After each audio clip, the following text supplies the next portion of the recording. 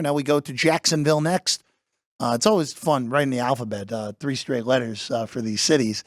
To say Jacksonville's end of season last year was a disappointment would be an insult to the word disappointment, Alex. Jacksonville was in complete command of even, forget just a playoff spot. Entering the month of December, they were 8-3. They were a team that we thought, all right, you know what, maybe this team makes some noise. An outside shot of getting the 1 seed still as they entered the final month of the season where they have games against the AFC North in there. You have Tampa Bay mixed in there. But a collapse. Trevor Lawrence, yes, did get hurt at the end of the season, hurt his shoulder, didn't play against the Bucs, it didn't matter against Carolina, was not 100% week 18 against the Titans. But when you go from 8-3 to 9-8 and go from winning the division more likely than not to missing the playoffs completely, you have a lot of questions that are asked of yourselves. And for the Jags, I think even more so of the Trevor Lawrence debate, where there's a lot of debate now of, hey, how far along is this kid? Is this kid as good as we thought he was going to be? I think the answer is, I think at this point, no. But worthy of getting paid. Defensively speaking, they needed to change a lot of things. Ryan Nielsen comes over from Atlanta to take over the defense after Mike Caldwell did a horrible job with it last year. I still have a ton of questions. They were active in the offseason. I could only list 4 there, Alex. Gabe Davis, Mitch Morse, Arik Armsted, Darnell Savage. They made some other new moves as well. They lose Ridley in the offseason to the Titans. It's a perplexing team. Again, 2 of these teams that should be in competition, Indy and Jacksonville, a little bit perplexing for me. It is really tough because, as you just mentioned, the last thing we saw was the collapse, and you kind of have to push that out of your mind and look at this team for what it is and, I mean, what they can be. I do think Trevor Lawrence I think he'll be okay. I still think he is a top 15 quarterback in the league. Ryan Nelson is a good addition as a defensive coordinator coming from the Falcons. Atlanta was 10th in opponent yards per game, top 10 in third down defense. The biggest concern, though, is they did a lot of he's a big man-on-man rather than zone. I don't know if that fits here with Jacksonville. Only time will tell. But, yeah, this team is right there for me with the Colts. They also added Brian Thomas in the draft, another wide receiver. So they've remade this receiver room a little bit. Of course, Christian Kirk's still there and still overpaid him, but that's a different discussion for a different time. This comes down to a few things for me with this team. I'm not a fan of what Doug Pederson is at this point in his career. I'm not a fan of how they built this offense out more than anything.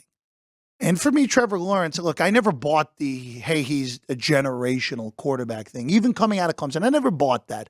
I thought, all right, ceiling top 8, top 7 guy. He's been that at times. Yeah. I know there's a lot of tape floating around. I know social media loves Trevor Lawrence of a lot of drop passes a year ago, which there were.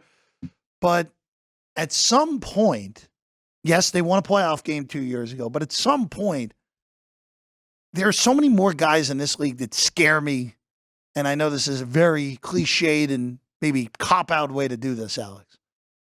I can think of 10 guys right now off the top of my head who I would much rather see if this is the old Phillip Rivers zone, as it was called back in the day. Down 4 with 90 seconds to go and 1 timeout, which we saw the Chargers with Phillip Rivers in almost, it seemed like every other week with the Chargers. There's so many guys I'd much rather see. Like if it's Jacksonville, all right, I feel pretty good. They're not going to score. I think my defense can hold against them. I need Trevor Lawrence if Jacksonville is going to win this division or make the postseason again for the second time in 3 years, I need to see Trevor Lawrence take another step forward now with this big contract. And remember, Alex, we were kind of having the discussion, and to just flip it back to Houston real quick. The conversation we had about Houston today was a similar one that a lot of people were saying going into the season with Jacksonville last year. Yes. Where they steal the division down the stretch to a Tennessee collapse 2 years ago. They win a playoff game that Houston dominated Cleveland, but Jacksonville had no business beating the Chargers, as we know. I just wonder now, did the market overcorrect themselves now on Jacksonville? Where they overcorrected to, hey, not taking into account of the negative regression.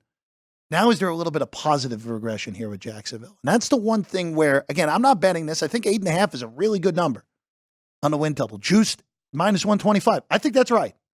I think that they should be either 8-9, 9-8, maybe 10-7, 7-10 if things go wrong. I wouldn't bet them to win the division, but a plus 110 to make the postseason, there are worse bets to be made out here for that. Very well said. Those are the words I was looking for. Positive regression. I do think it has been overcorrected. I mean, when you look at the start of last season, if they can keep that going, that is a playoff contending team there. I don't know if they will win the division, but could very well get a wild card spot. We haven't brought up their running back with Travis Etienne, who I do think is a very good running back. I think he needs a little bit more help, and their offensive line kind of scares me, but they weren't very good running the ball last year and just 23rd in rushing yards per game, so they need to figure out a way to get that going to take a little bit off of Trevor Lawrence. But yeah, Jeff, this team scares me in the sense of that they are that sneaky pick that can just get by you. This is a division where, again, these top three teams are compact by win totals, 9.5, 8.5, 8.5. It's compact. Not as compact in the odds to win the division because of what Houston did this offseason. This is a 3-horse race. We'll get the final horse in a second, but this is a 3-horse race between Indianapolis, Jacksonville, and Houston. It's just really figuring out of where the regression hits and who it hits. And to a negative or a positive regression, all three of these teams are capable of winning this division. I think this is the least of the three, personally, because I think Indianapolis is good. Their high-end variance is better than Jacksonville's high-end. And Houston, I think just their high-end is better than everybody's in this division. So does that mean I'm picking Jacksonville to finish third? Not necessarily. Oh. But I think their ceiling is the most limited of the three teams realistically in this race, Alex.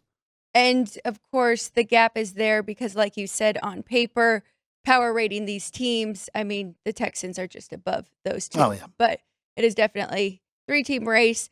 A lot depends on the schedule. See how things play out. Hi, everyone. I'm Jeff Parles. And I'm Alex White. Thank you for watching this clip of Sports by the Book. Please like the video, comment, and subscribe. We live stream the show right here every day on this channel. Also, you can catch the podcast version on your favorite podcast platform. All the links are in the description below. We appreciate you, and we'll see you next time.